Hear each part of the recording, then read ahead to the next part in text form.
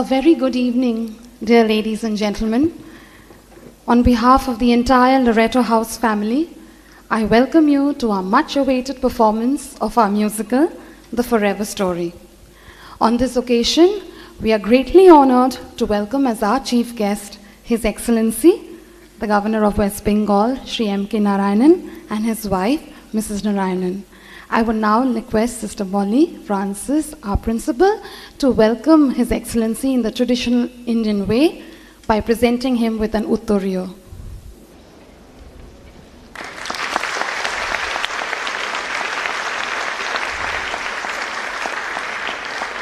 I call upon Kasturi Banerjee, our head girl, to present Mrs. Narayanan with a bouquet.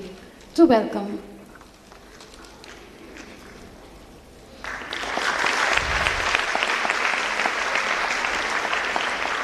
On this occasion, we are also specially honored to welcome as our guests of honor His Grace Archbishop Emeritus Henry D'Souza,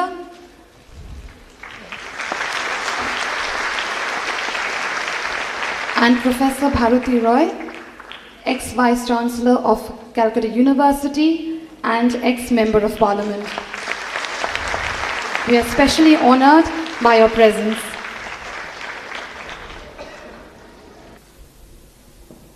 I now request our Vice Principal, Mrs. Gauri Basu, to kindly come and deliver the welcome address. Namaskar. Good evening, ladies and gentlemen. On behalf of the principal, staff, and students of Loreto House, it is my pleasure to welcome you all to the senior school musical, The Forever Story. I would like to extend a very warm welcome to our chief guest this evening, His Excellency, the Governor of West Bengal, Shri M.K. Narayanan.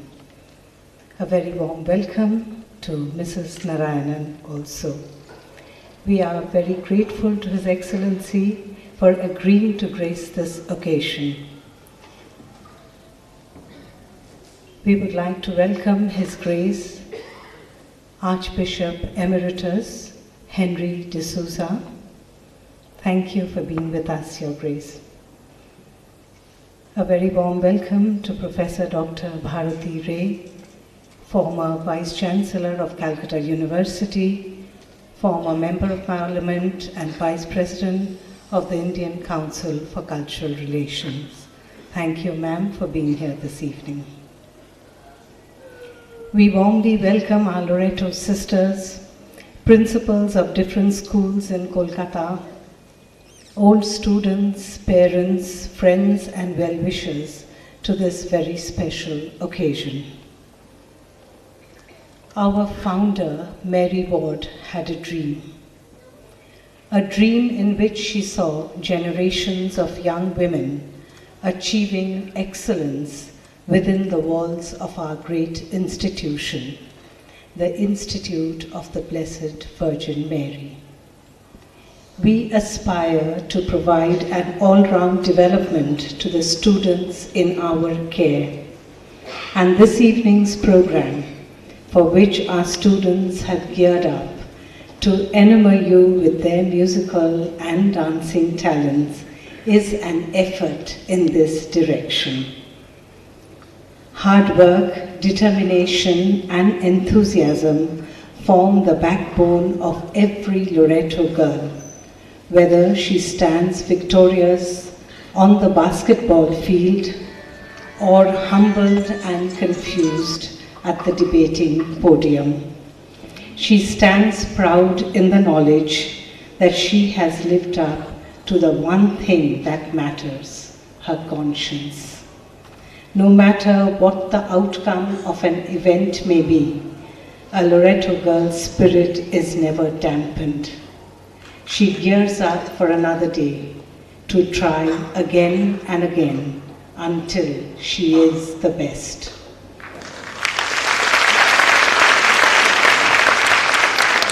The action of this evening's play spans eons and spaces, beginning with the fallen angels in the Garden of Eden, referring verbally to the battle in heaven, going on to a regular day in the office for the devil 2011 years later, and moving on further to humble rustic quarters, giving us a glimpse of simple rural folk who derive joy and sustenance from the wonderful world alone.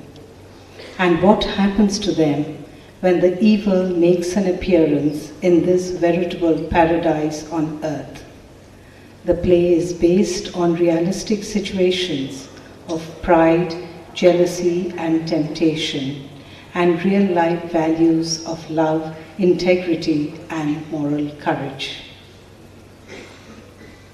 This school effort sought to promote creativity, teamwork, leadership skills, and through the message of the play, a sense of self-worth, redemption, and hope in this difficult world. Much of what we achieve would not have been possible without the support of friends, well-wishers, and you, dear parents. On behalf of everyone at Loreto House, I would like to thank you for being there and supporting the school with your understanding and encouragement. May I now request His Excellency, the Governor of West Bengal, Shri M.K. Narayanan, to deliver the inaugural address.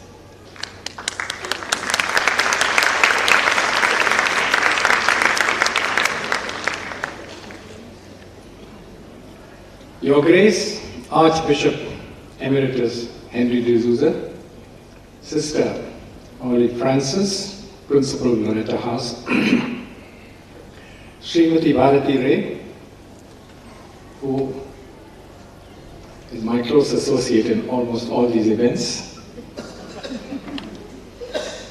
Srimati Gauri Basu, Vice Principal Loreto House, and of course the Spirit of Mary Ward, which hovers over this entire auditorium. In February this year, I had the privilege of participating in what I think was the inaugural program of the centenary celebrations of Loreto College. Today, I have been invited to what promises to be an exquisite musical program of the Loreto House School, and I'm looking forward to the promised musical extravaganza. Last time, I started my speech with a confession, and I think many of you might have been present there on that occasion. What I would like to say today is it's always a matter of great joy and happiness to be in the midst of school children. George Ibarra, their entire attitude to life is something that we all look forward to. It is an added pleasure to visit a school like Loreto House, for this is an institution with a distinguished lineage whose name has been synonymous with the great educational traditions of Kolkata. As I said in February, I have a special affinity for schools run by Catholic nuns and missionaries. I began my schooling in one such institution. The values that I learned in the 2 years that I spent at the Jesus and Mary Convent School in Delhi have helped me throughout my life, and I'm greatly indebted to the teachers of the school for instilling in me many sterling values that have stood me through thick and thin. This evening's production, I am told, features the eternal conflict between good and evil. Producing a musical of this kind could not have been easy, but the subject is very topical, and I am quite anxious to know how the theme will be dealt with. Let me say a few words on the subject of good and evil. Young students, my parents included, I would say, we are all aware of the difficult times we live in. There is an intense struggle taking place between those who wish our country and society to prosper, wanting this to be achieved by adopting honest means and following time-honored principles. The struggle is against those who have no such scruples and are only interested in personal aggrandizements. Words like corruption and malpractice have hence become common today, and you must be hearing these words every day in the conversations at home and elsewhere. This is indeed a pity. Ours is a 5,000-year-old civilization. Some of the world's greatest sages, scholars and philosophers and holy men have adorned our country. Their message has always been not to swerve from the path of righteousness. It is unfortunate that despite this, there are so many amongst us who have deviated from this correct path. India is famous for its assimilative tendencies. Over the centuries, we have assimilated the cultures, religious beliefs and practices of countries from all over the world. Our Constitution is a remarkable document encompassing several path-breaking ideas not to be found in any other written or unwritten constitution in any part of the world. Secularism is our creed, and it finds a mention in our Constitution. The Constitution lists a number of fundamental rights for the citizens of the country, perhaps the largest number in any written constitution. Our Constitution further commits us to an inclusive society. Independence for our country was secured by leaders of exceptional virtue. Few countries have been fortunate to have leaders like Mahatma Gandhi, Pandit Jawaharlal Nehru, Sardar Vallabhbhai Patel, Chakravarti Rajagopalachari, Maulana Abul Kalam Azad and others. These great leaders have helped steer our country in the initial years after independence. Our texts and teachings place great store on the essential goodness of all human beings. We are taught to respect pontiffs, prophets, and teachers of all religions. Children, you might then well ask, why is our country today having to battle against wrong ideologies and various malpractices? I confess I do not have the answer to this. You, the hope and future of